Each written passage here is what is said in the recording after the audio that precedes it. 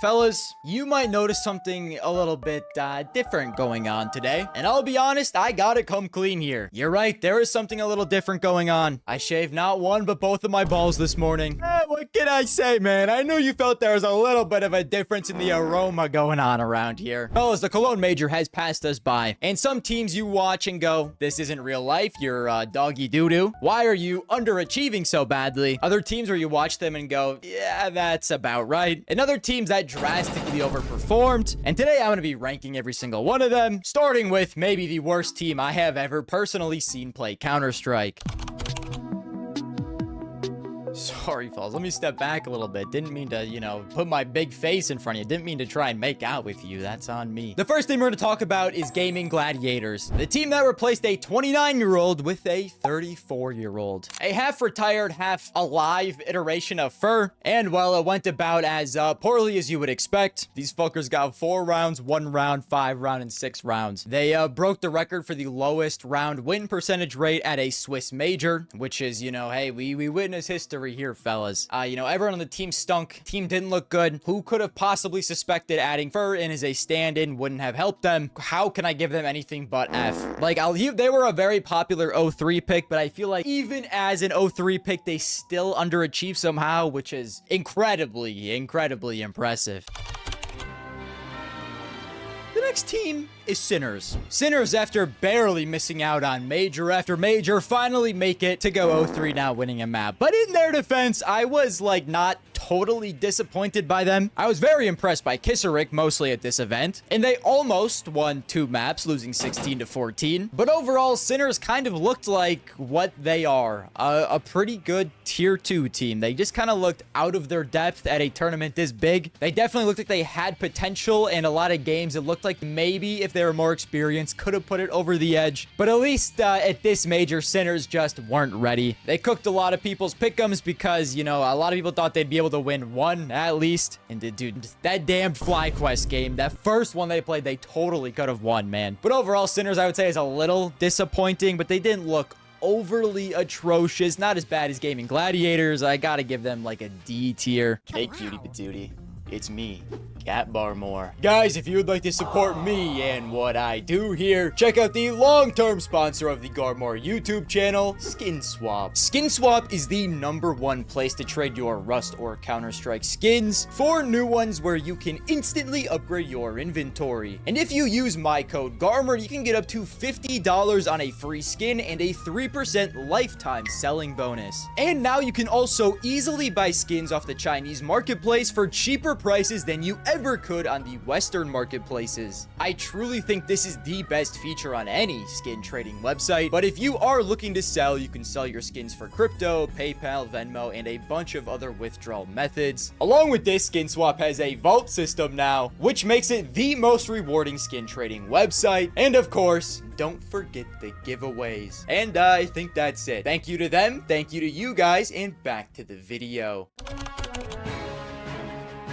Next up is Thunder Down Under. God bless Thunder Down Under, man. Whenever, one of the most popular 03 picks goes and wins a BO1 out of nowhere, even if it ruins my pick'ems, fucking inject that shit into my veins, bro. I love an upset victory in a major BO1. Maybe I'm a masochist. Fuck, that was cringe. Fuck, cut that out, bro. Please, cut that shit out, bro. Oh my god. I just find it entertaining when an underdog team wins, and they were a very popular 03 pick. And not only that, there actually was a very interesting storyline regarding this team. Their core is the old FlyQuest roster, injected with some younger rifling talent in ASAP and TJP. TJP had a couple big moments earlier on, especially in the MIBR game, but the one player who really stood out here was ASAP. He was playing out of his mind and was the only player on the entire team to go positive with a 1.24 rating. He had a phenomenal showing. And along with this, they also had a BO3 game against FlyQuest. Literally, the only thing you want from Thunder Down Under is to play FlyQuest in the O2 game and send them home. I think that would be fucking hilarious. The storyline for this is cinema, okay? New FlyQuest versus old FlyQuest. Unfortunately, they were only close on map 1 and got blown out on map 2, kind of going out a little sad, but, I was still entertained watching Thunder Down Under, and yeah, that's what I care about the most. So you know what, man? I'm going to give Thunder Down Under a B tier. Maybe it's a little biased, but a lot of people didn't think they would win any game, and they didn't look that bad. They barely lost to Bait afterwards. They could have potentially gone up 2-0 in this Swiss stage. I was impressed by Thunder Down Under. I was impressed by ASAP. I just got to give him a B tier here. Next up is Sharks, and maybe if you were like a large believer in the team, you could have put them through in your pick'ems. But I feel like 2-3 or 1-3 is kind of where they about were expected to go. They were like a sleeper, maybe qualified as stage 2 team. The main player I was paying attention to here was Koala. I've talked about him in the past, and he played pretty well, man. He posted a 1.12 in this group stage, easily being their best player. I would say Doc disappointed quite a bit, but you know, he's a major rookie. It is what it is. Overall, I feel like Sharks performed fine. They did about what you would expect. I'll just give them a C tier, you know, kind of average, kind of did what you thought that they would do. Next up is Heroic, who only beat Gaming Gladiators. I mean, that's about as bad as it gets. I'm not gonna lie to you. When I made my major video, Heroic was playing a lot better. They looked like one of the stronger teams in tier 2. And well, here they just simply didn't look like that because they have Youngster opping. And like, it's cool to kind of glaze him because he's not supposed to be an opper. As the team's opper over the past month, he has a 0.91 rating. But I'll be honest, it's not very good. Now, the one thing I will say is Nilo looks like a good player. I'm still not 100% on how to feel about Chrisen. Xfloud kind of disappointed here. Sus played fine. There's a lot of question marks surrounding this Heroic team. They're kind of in a weird state right now. And I mean, I'm expecting them to make roster moves during this roster mania. They probably already made one by the time this comes out. Maybe not. I guess it depends how quick this gets done. But like, I'm going to put Heroic in the D tier. I feel like I can't put him a lot higher than that. But at the same time, the situation is a little cooked, so I don't blame them too overly much. Next up is Lin Vision, and I was genuinely considering putting Lin Vision in my 03 slot because I just kind of don't believe in them at all. You know, I hate to be that guy, but when I watch them play, it looks like they don't know what a grenade is. They look like me and Face It, okay? Like, have they ever thrown an execute before? I feel like every single time I watch them play, they're just getting farmed by the other team's opper because they don't throw great flashes. They don't throw any really great util. And so I didn't overly believe in them. And while they beat Heroic and Sharks, two teams we've already talked about, and then lost to M80, MIBR, and Tai Lu, not getting double digits in a single map in one of those series that they lost, which is not great. I don't know what's next for Lin Vision. They had that one kind of cool run a while ago at Austin, but since then they've been in the decline. I don't know, man. What do we do with Lin Vision? I'm gonna put them in D tier along with these other teams. Disappointing kind of, I guess, but they just really are not very inspiring. The only player on the team that I think is really good is Zacher, and he did not play well at all during this major, so I don't know at this point, man. Next up is Liquid, and who would have guessed, guys? Liquid exited 2-3. Is anyone surprised by this? I'm gonna get the rating out of the way. I'm just giving them a C tier because I feel like a lot of people were kind of expecting this. Liquid was like a 3-2 or a 2-3 team for the most part. I also could have seen them going out 1-3. Maybe if they get a good draw, 3-1, but even that was kind of iffy. I'm not surprised Liquid didn't qualify for the next stage here. And listen, you know, I'm not a big self-glazer, but everything that I need to say about Liquid, I've posted in the Liquid video. You can go check it out. They should do the roster moves that I said. Stanislaw Coach, Elige IGL, No Cries, and Fetus European Opera, who's posting a 1.26 Phenomen. That's just my take. You know, the two players you gotta replace are Ultimate and Shui, and I had that take before this major happened, and they were the two worst performing players on Liquid by quite a bit. Everyone else was positive. Naf, Elige, Mobs, all positive. Ultimate at a 0.9, Shui at a 0.7. Like I said, if you want to know what I really think about Liquid, I made a whole video talking about it. They get a C tier. Next up is NRG. You know, I can't be that tweaked because at the end of the day, NRG did save my pick'ems for a while until I fumbled it in stage 3. And well, I also will release a video talking more about the choke, so I'm not going to go too in depth. 12-0's crazy. I mean, guys, 12-0 is crazy, man. We cannot be serious with this shit. Obviously, we're up 12-0. I had a joke at halftime. Honestly, I was like, all right, guys, all we need is win one round. And overall, my thoughts on NRG is you cannot be a serious team with OC opping. I've had this take forever now. I don't see it happening. Sure, he had like one decent tournament this year. Overall, OC cannot hang as an opper. He has to be replaced. He is easily the first person on this team who has to be replaced. But like overall, NRG did look decently competitive here, I guess. They beat Sinners in FlyQuest, which, you know, it's whatever. Lost to Gamer Legion M80, and like we spoke about big. You know, they're just a tier 2 NA team. Okay, there's like not a lot to take away from this. I'm gonna give them a C tier even with the choke, because I didn't have, deep down in my brain, I knew they weren't gonna qualify. In my heart, I was saying, hey fellas, NRG might qualify, but I'm not surprised they went out 2-3 here. I was surprised they even had a chance to make it through to stage 2, to be honest with you.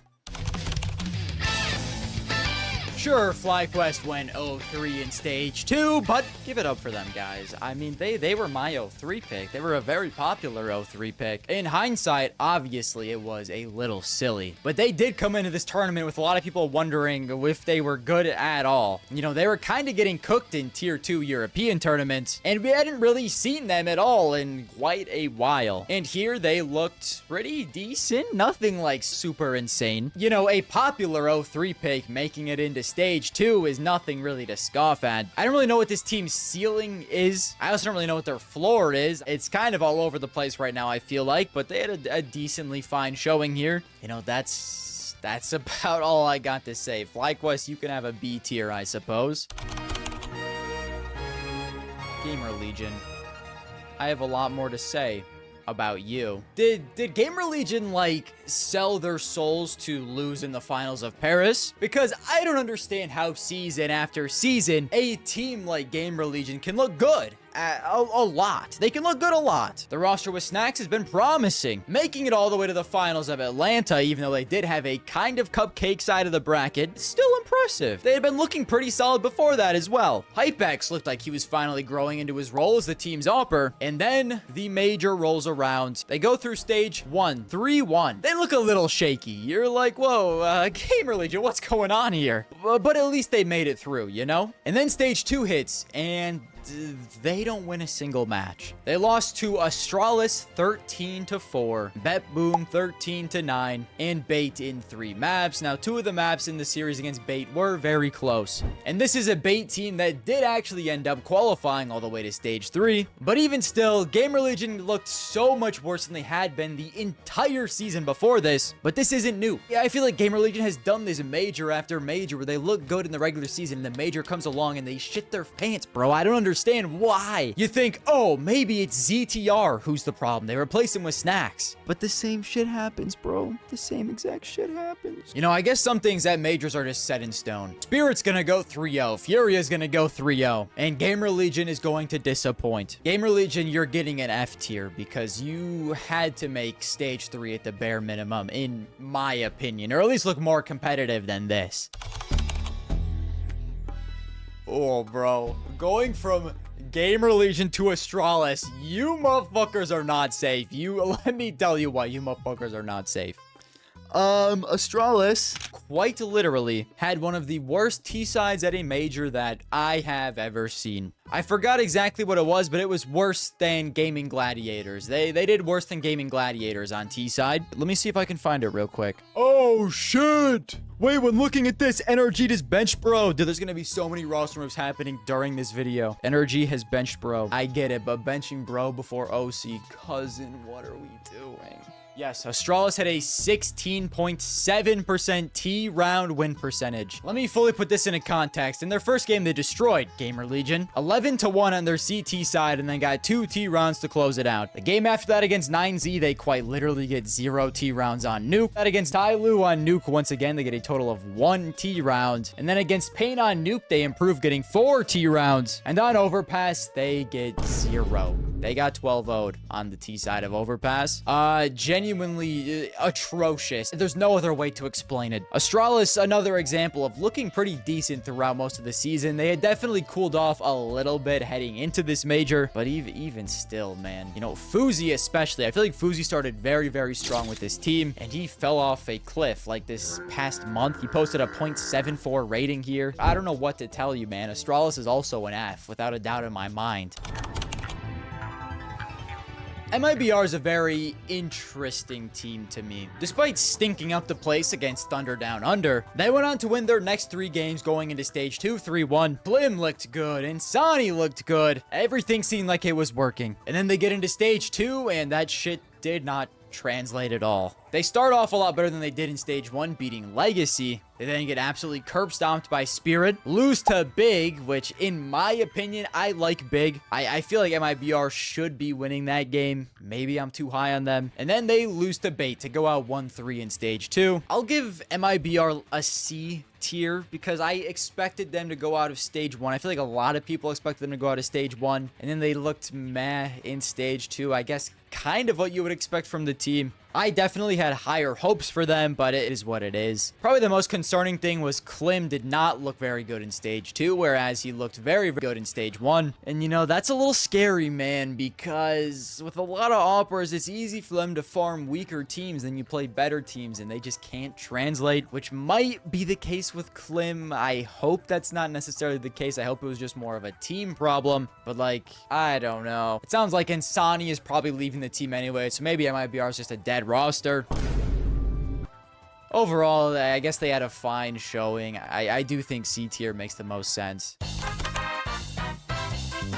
M80, this might be too much glaze. On second thought, it's definitely too much glaze. I was thoroughly impressed by M80, to be honest with you. In stage 1, they looked very good, going through 3-1 and barely losing to Bait. Well, I mean, I guess they did lose 0-2, but we don't gotta talk about the whole series. It was close. And while in stage 1, Swisher looked phenomenal, Lake looked phenomenal, and the player who I was most surprised by is JBA, who also looked phenomenal in the team's anchor spots. I was a little hesitant when M80 replaced Hext with JBA because I did think Hext fit into the team very well. I do think he's one of the most underrated players in the entire game, but it looks like JBA can also play those anchor roles very well. He really did look sharp during stage 1. And then in stage 2, I would say they looked competitive, kind of. You know, they did get blown out by Bat Boom and they didn't get double-digit rounds against G2, but they beat Bait, who made it to stage 3. Played Legacy decently close as well. I don't know. You guys can't really take my word for this because I'm heavily biased. I like M80 a lot, so I'm not gonna give a valid take for this team, but I liked what I saw. I really did. I'm holding mostly onto the stage 1 performance, which doesn't really matter because the quality of teams is drastically lower than what you're gonna see in, you know, any tier 1 tournament. I need something, man. We got fucking nothing over here in NA. Give him a B tier. Move on.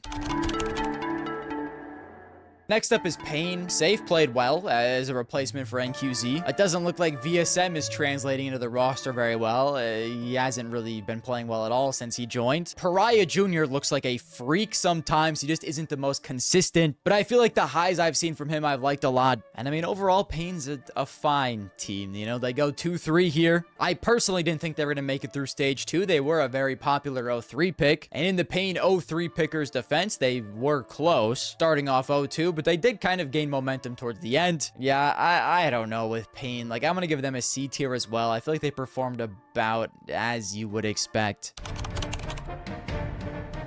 Tyloo was kind of a sneaky team, man. I feel like not a lot of people thought they were going to make it through stage 1. And not only did they make it through stage 1, they were in a 2-2 game to qualify for stage 3. They beat Pain and Astralis, which considering how they played isn't that impressive. But they did play Foot decently close, losing 13-9, and then lost to 9Z and Legacy. I would say overall a pretty decent showing from Tyloo. They didn't do anything insane, but like we got highlights from their new player Zero, who I think is fitting into the roster tremendously. We also got an absolute Jam Young masterclass in stage 1 against Sharks, where he dropped a 1.87 rating and no one else on the team was positive. I mean, holy mother of Christ. I feel like I'm just watching Bentet reincarnated, but like Jam Young is definitely better than what Bentet was. No disrespect to Bentet, but you just kind of get trapped in these Asian teams and like they're fine, but it feels like he's just too good for the roster. I don't know, man. Overall, Tyloo had a pretty good showing. Definitely did better than what a lot of people thought they were going to do. But what does this mean? I don't think anything. Tyloo's going to continue being the team that we have always seen, in my opinion. But for their showing here, I will give them a B tier.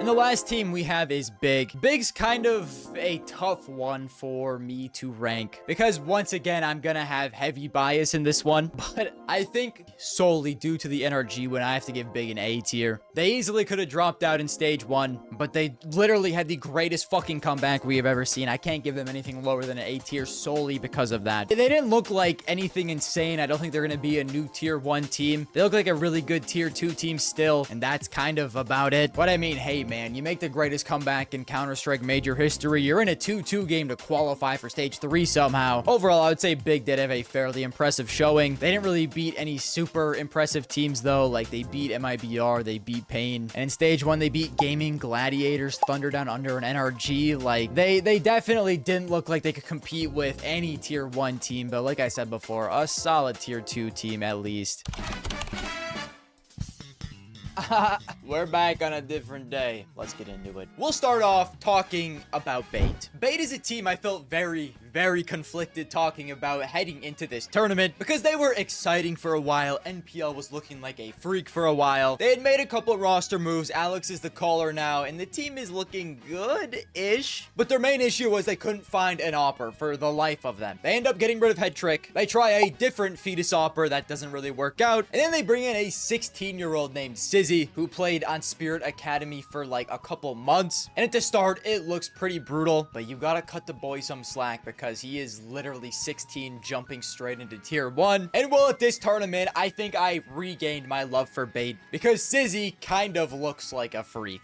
Now, we can't get too ahead of ourselves. He didn't look overly insane in every game he played. He definitely still has a bit of work to do, but it looks like in the short time he's been in tier 1, he's already developed quite a bit as a player. And I mean, in like big moment games for Bait in stage 1 and stage 2, this guy was fucking nails, okay? He was an animal when it mattered most. In that overtime game against M80 on Inferno, he absolutely locked in. I think he was easily negative going into that overtime, and then he went like, I don't know, like 22 and like 11 or something. It was around there. And then after Bait goes 0-2 down in stage 2, he locks in their last 2 BO3s as well, absolutely stomping Big in their 2-2 game. And I just really liked what I saw from him. He's the first time a Ukrainian opera with S1 in their name has made the top 16 of a major since Austin. Which, it's a cool stat. You know, Austin wasn't that long ago, to be honest. But it feels fun to say, okay? He's the new Simple, basically, is what I'm saying. Overall, I loved what I saw from Sizzy, and he single-handedly is enough for me to give Bait like an A. Sure, they didn't make playoffs or anything, but I still think I really was impressed by what I saw from Bait.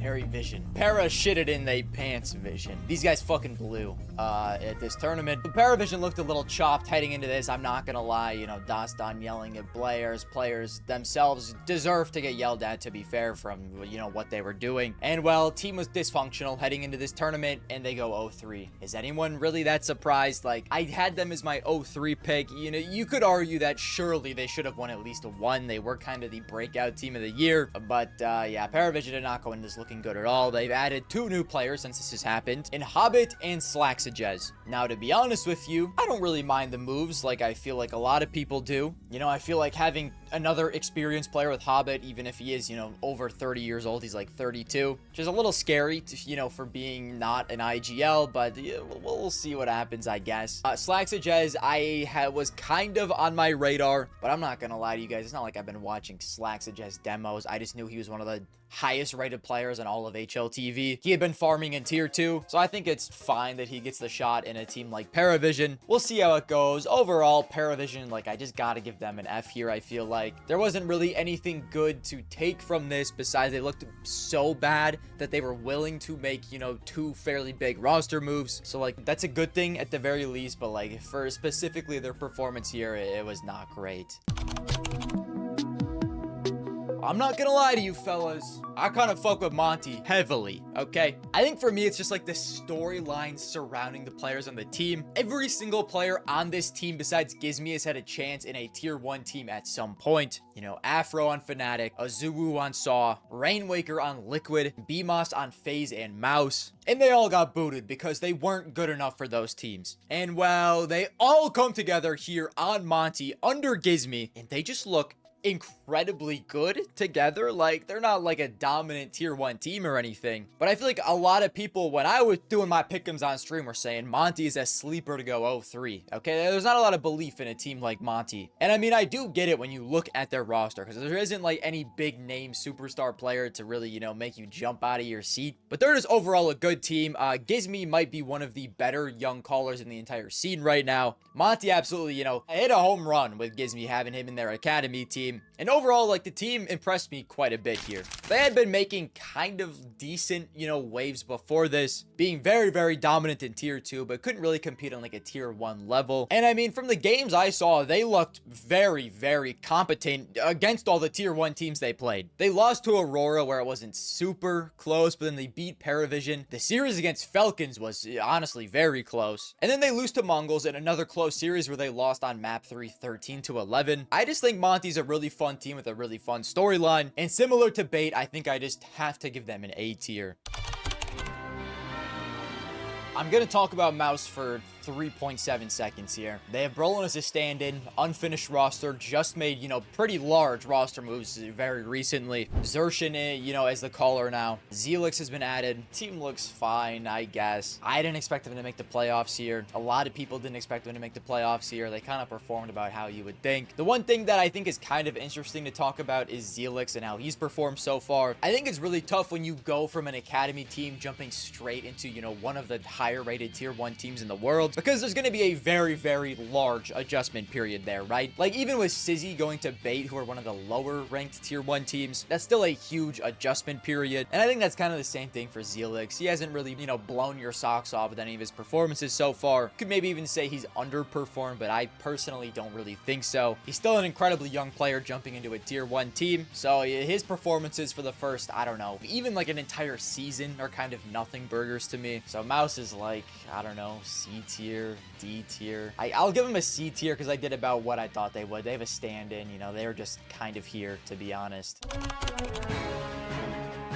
Legacy is interesting depending how you look at them. Personally, I was disappointed by them. I was. You know, after beating Falcons at CAC, I mean, they're in a CAC farmers at this point. I feel like we can't even take a CAC tournament they play in seriously, because you know they're going to lock in for that event specifically. But yeah, I don't know. Overall, I was concerned with them for, you know, a couple of reasons. What did they come into this tournament ranked as? Like the number 4 team in the world? Definitely a slightly overranked after the CAC tournament, but they looked really weak in stage 2. I'm not gonna lie to you. You know, they go on to lose to MIBR in not really a close fashion, go on to beat FlyQuest, go on to lose to Monty, and they start out 1-2 in stage 2 as a top 5 ranked team in the world. Anyways, and then Legacy beat M80. They kind of annihilate Tyloo to make their stats in this stage look better than they really are, in, you know, at least in my opinion. And then we go into stage 3, and it's kind of a disaster class. At first glance, it looks like they just got an incredibly tough draw. They played Mouse, Navi, Paravision, and G2. But we have to add some context to this, okay? Every single one of these teams is, you know,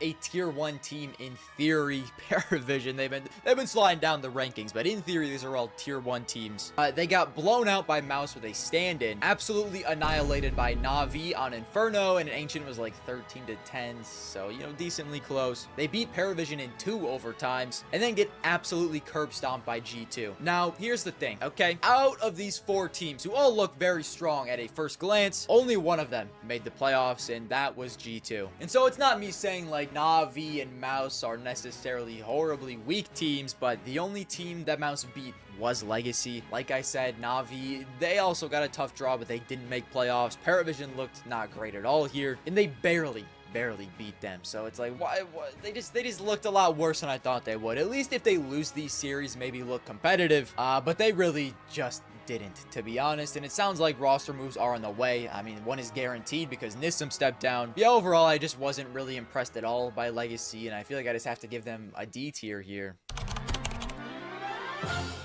The Mongols is another interesting team because I did not at all think that they were going to make the playoffs here. And well, they about looked what you would expect. They went 2-3 here, losing in their final game to 9Z. And the thing with Mongols now is it's like, it really hurts to say, but I feel like we kind of have to switch our expectations around for them. Because without Senzu, they just don't really have that uppercut that you kind of need as a high-end tier 1 team. They're a team of, you know, good players at this point, right? Blitz, I think, is a good player, good IGL. 910, a good AWPer. Mizinio, a good rifler. Techno, a fairly good support player. He does get a lot of slack for not putting up the ratings, but for the most part, I think he's fine for the team. And then Cobra Zera, who also is fine, but he's not Senzu. And so when you have a team of, you know, just good players, they're gonna be a good team, you know? More often than not, Mongols are gonna look competent. They're gonna be a top 10 team still, I would think. Maybe slightly outside of the top 10. You know, I kind of see them at this point as a slightly worse version of Aurora, which is sad. I feel like them and Aurora kind of swap places, but sounds like Aurora's going international. That might already be done by the time this comes out, so, you know. But yeah, I don't know. Mongols, it's a sad story because I wish Senzu would just come back and they, you know, they could be the Mongols of old, but as of right now, they just aren't. And I gotta give their performance here like a C tier. Was I disappointed by Foot? Yes. Do I necessarily blame them, though, for this? Not really. Like, they're a team of complete rookies besides Lon X, who is rumored to, you know, be looking for another team to join, so we'll see what happens there. They're all major rookies. Man, they got a little nervous. The moment got a little too big for them, especially in that series against BetBoom. And at the end of the day, shit happens, okay? I'm not gonna nail them to a cross for that performance, right? I really like Foot, so I was hoping that they would make the playoffs. They looked like their normal selves in Stage 2, playing very dominantly. Like I said, it did just look like the moment was a little too big for them in Stage 3, but I'm not overly tweaked about it. I feel like at Shanghai, they're gonna be their normal selves. You just gotta get that first one under your belt, and I feel like all the ones after that get a little bit easier. So we'll have to see, you know, what roster moves happen with Foot, if Lon X is actually leaving, who the replacement is gonna be. But overall, I'll give them like a B tier. They still looked pretty good. I think it really is just a pressure thing, so I can't be too overly negative about it. Na'Vi is kind of like Legacy in a certain sense, where I thought that they looked worse than they should have, but in the way that they're unlike Legacy is their draw actually was evil. Very, very, very evil. They start off with, you know, a red hot spirit where they just get absolutely stomped, then take care of business with Legacy and the Mongols, and then have to play Falcons and G2. Here's the deal, right? Na'Vi came into this tournament as easily the second best team in the world, so at the time that these games all happened, they probably should have won besides maybe Spirit. I would say they definitely were not favored against Spirit in that series. But Falcons and G2, you would think they can win. Now, obviously, in hindsight, Falcons won the entire goddamn thing, and G2 looked incredibly strong against Spirit in the playoffs, so maybe G2 was a little underrated heading into this. But like I said, even still, you would expect Na'Vi to win these games because they were the second best team in the world without a doubt heading into this. And so it's kind of like, do I really want to shit on you for losing to Spirit, Falcons, and G2? I guess not overly too bad. You know, the series against G2 and Falcons were both incredibly close, so it's kind of one of those situations. They still definitely underperformed, and so because of that, I think I have to give them like a C tier. A D tier would probably be too harsh just because, you know, of the draw they had, so they can have a C tier. I'm expecting probably roster moves get made. I've been, you know, calling for Ema to get replaced for a while now, and I've said this countless times. I don't think Ema's a bad player, but I think maybe they could have, you know, a better fit in the team, maybe more of a big game player, because unfortunately, at least from what I've seen, Ema can be very, very good, but when I am looking at Na'Vi, more often than not in those big moments, he kind of is the one that falls off. And I think when the margins are like so close with, you know, a lot of these top level teams, that stuff matters a hell of a lot. So we'll see what happens. There's a lot of rumors going around, but overall, Na'Vi disappointed, but it was a tough draw. BetBoom, you fuckers are getting an S. There's no other rank I can possibly give you besides an S. I'm gonna have an entire video coming out about BetBoom just because I think the run that they went on is truly one of the better major runs that I've seen. They came into this tournament, sure, they beat Vitality, right? But I come clean in the BetBoom video. One of the worst takes I had before this major was shitting on BetBoom, right? I thought their game against Vitality was a fluke. Vitality weren't practicing. BetBoom came in, you know, with kind of like a weird roster. They named like a fully formed roster. roster. Flamus was playing for them. I just thought it was a very fluky result, right? They then get to the playoffs of Atlanta and get fairly easily beaten by Na'Vi and Legacy, so I'm like, you know, okay. But oh my god, if you look at most of BetBoom's results heading into Cologne, they were a fine tier 2 team. They were a pretty good tier 2 team, right? But what they did at this major is not the result of a pretty good tier 2 team, man. These fuckers had 2 stand-ins as a pretty good tier 2 team. How in the flying fuck did they look so goddamn good, man? Destroyed stage 1 fairly easily. Go on to, once again, fairly easily make it out of stage 2, only losing to Spirit, which is understandable. And then go on to beat Mongols, beat Falcons. You know, in hindsight, that's a damn good victory, man. Lose to Furia, lose to Vitality, and then beat Foot. The 5 teams they played in stage 3 of this major to make the playoffs: Mongols, Falcons, Furia, Vitality, and Foot. And they won 3 of those series to make the playoffs. With 2 stand-ins, by the way. 2 stand-ins is a pretty good tier 2 team. What the fuck? Now, I feel like I gotta give a lot of the credit to Boomich, okay? I may have been very, very heavily underrating Boomich for a while now, right? And he's gained my respect from this run alone. You know, even though they looked kind of weak in the playoffs against Aurora, I don't fucking care, bro. Them making the playoffs in the first place is unreal to me. Easily an S tier, probably the most impressed I was by a team, maybe this entire event, to be honest with you.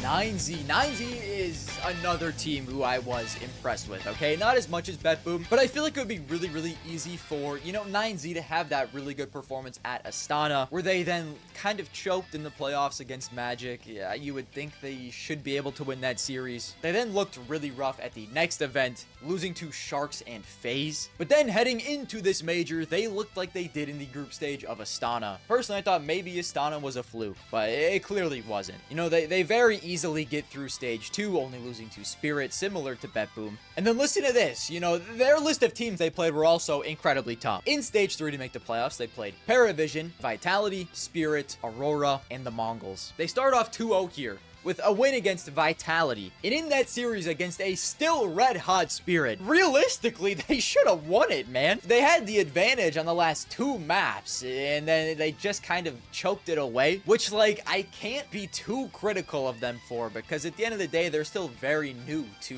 the tier 1 scene. I know Max, DGT, and Owasso Peak were here with 9Z before a couple of years ago. They still feel very fresh, you know, and so I'm not gonna really shit on them too much for kind of choking against Spirit in that series. Them going through 3-0 would have been insane anyways. But then instead of choking away the 2-0 lead, they close it out against Mongols in the 2-2 game and look very competitive against Furia, who made the finals, which we'll talk about later. Furia had a bit of an easy run. But overall, I was very impressed by 9Z. We might have another mainstay in, you know, tier 1, which I'm excited for. I like when there's more good teams. I don't know why you wouldn't. So I also have to give 9Z an S tier. They impressed me a ton, and it kind of feels like they came out of nowhere, especially at Astana. And then maybe, you know, you think maybe Astana's a fluke, and then they come back and they look great again. So props to 9Z. They looked phenomenal. Next up is G2, and I'm just gonna keep the glaze coming, keep pouring it on. Isn't it strange how G2 had a second Israeli, and for the first time with their new roster without Nico and Monesi, make a major playoffs? That's interesting. All hail Israel. You hear that, Netanyahu? You better push this video hella, okay?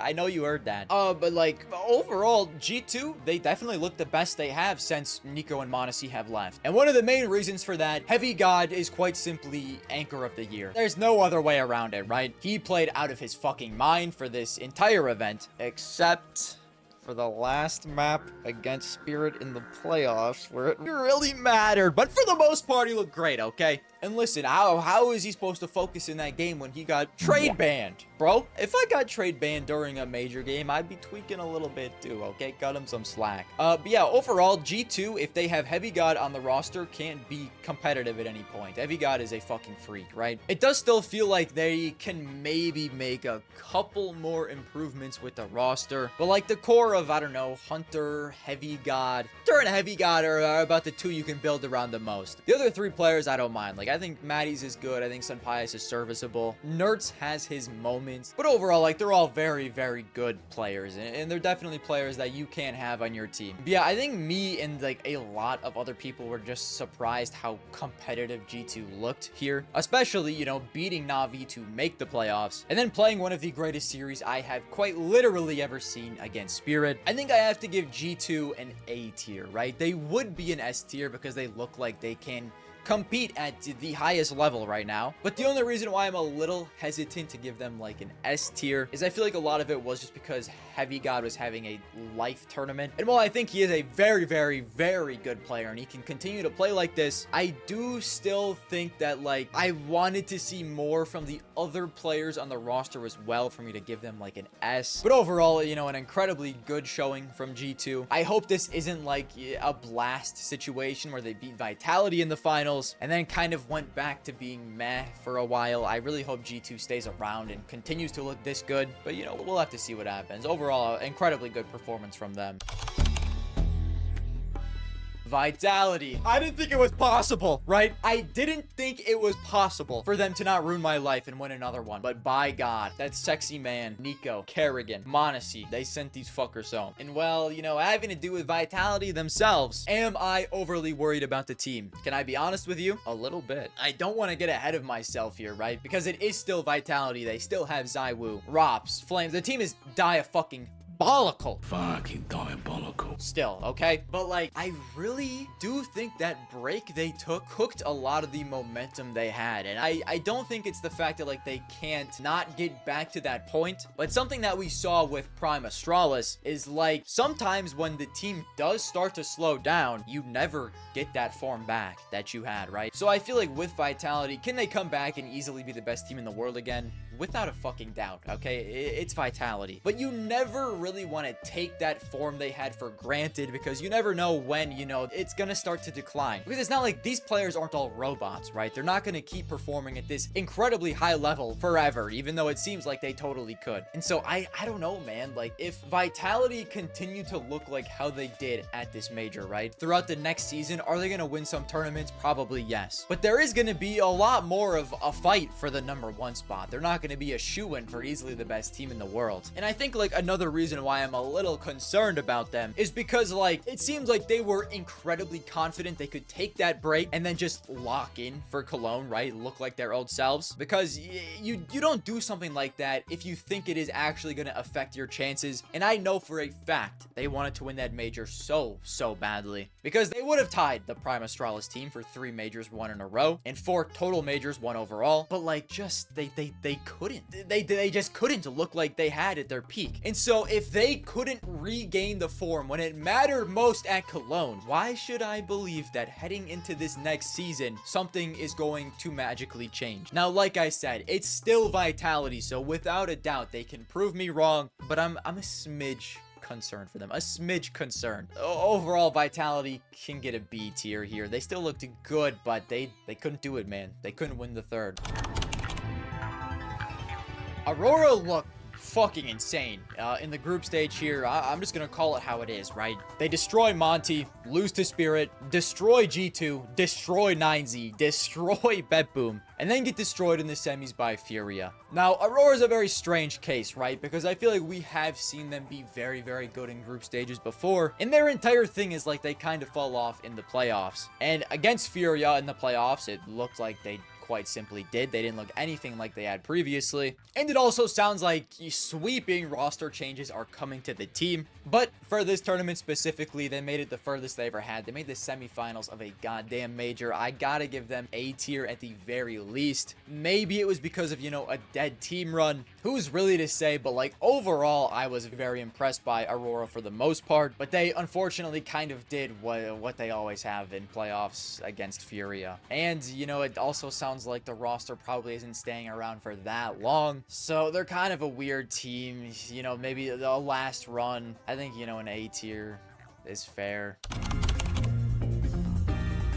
Team Spirit, maybe it's too much glaze, okay? I'm going to give Team Spirit an S tier, right? They didn't win the entire tournament, but I think just the improvement we've seen from Team Spirit throughout this season has been fucking drastic, right? Because for a while you're worried that maybe Magic's IGL was a mistake. Maybe Tanir isn't the player we thought he was. Shiro is a playoff choker. Xontix can't readapt to tier 1 again. And, I mean, they were fucking cooking during this event, right? With no coach, by the way. I mean, they had the greatest coach of all time behind them, theoretically, but they had no coach. So Magic's still a very young IGL with no coach. Donk being in some of the best form we have quite literally ever seen from a player before. Shiro looking like he was up to the task in a lot of these big games. Overall, I was incredibly impressed by Spirit, and I feel like most people should be because they blew through the first 2 stages here. Had one of the greatest series I've ever seen against G2. And then, you know, kind of the real final of the major in Spirit versus Falcons in the semis. They barely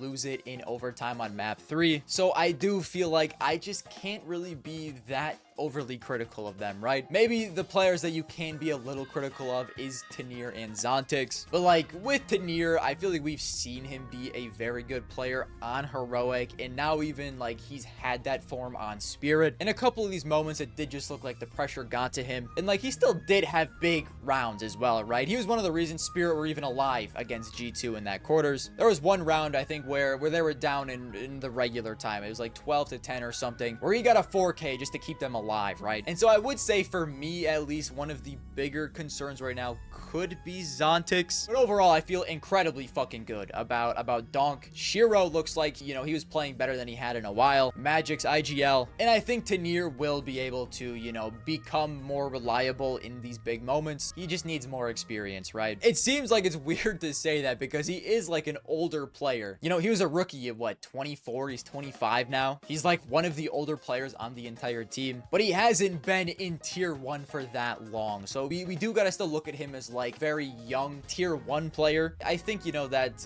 with time he will get better in these situations. But yeah, overall, I loved what I saw from Spirit. I thought they looked very good, and they lost in an incredibly close series to the major winner. Well, you know, what are you gonna do?